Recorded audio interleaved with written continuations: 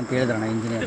ಇವತ್ತು ಮಳೆ ಯಥೇಚ್ಛವಾಗಿರೋದ್ರಿಂದ ನೀರು ಹೆಚ್ಚು ಸಂಗ್ರಹವಾಗಿರೋದ್ರಿಂದ ಪ್ರತಿ ವರ್ಷ ಬೋರ್ಡ್ನವರು ಗೇಟಿಗೆ ಸಂಬಂಧಪಟ್ಟ ಸಣ್ಣ ಪುಟ್ಟ ರಿಪೇರಿಗಳನ್ನು ಮಾಡಿಸ್ತಕ್ಕಂಥ ಒಂದು ಪದ್ಧತಿಯನ್ನು ಪ್ರತಿ ವರ್ಷ ಹಾಕ್ಕೊಂಡಿದ್ದಾರೆ. ಈ ವರ್ಷ ಕೂಡ ಮಾಡಿದ್ದಾರೆ.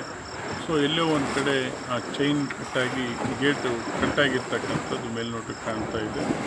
ಸೊ ಇದು ನಾವು ಭಾಳ ವರ್ಷಗಳಿಂದ ನೋಡಿದಾಗ ನೀರಿನ ಹೊರಹರಿವು ಆದ ನಂತರ, ಒತ್ತಡ ಕಡಿಮೆ ಆದ ನಂತರ ರಿಪೇರಿ ಮಾಡಲಿಕ್ಕೆ ಸಾಧ್ಯತೆ ಇದೆ ಅಂಥೇಳಿ ಇಲ್ಲಿ ಸಾಮಾನ್ಯ ಜನರು ಎಲ್ಲ ಮುಖಂಡರು ಹೇಳ್ತಾ ಇದ್ದಾರೆ. ಸೊ ಮುಂದಿನ ಜಾಗೃತಿ ವಹಿಸಲಿಕ್ಕೆ ಈಗಾಗಲೇ ಜಿಲ್ಲಾಧಿಕಾರಿಗಳಿಗೆ, SP ಗಳಿಗೆ ಸೂಚನೆಯನ್ನು ಕೊಟ್ಟಿದ್ದೇವೆ. ಗ್ರಾಮಸ್ಥರು ಜಾಗೃತಿ ವಹಿಸಬೇಕು. ಇವತ್ತು ಹೊಳೆಯ ಮುಖಾಂತರ 2 ಲಕ್ಷಕ್ಕೂ ಹೆಚ್ಚು ಕ್ಯೂಸೆಕ್ಸ್ ನೀರು ಇರ್ತಕ್ಕಂಥ ಕೆಲಸ ಈ 3-4 ದಿನಗಳಲ್ಲಿ ಆಗ್ತಾಯಿದೆ. ಅದರ ಪರಿಣಾಮ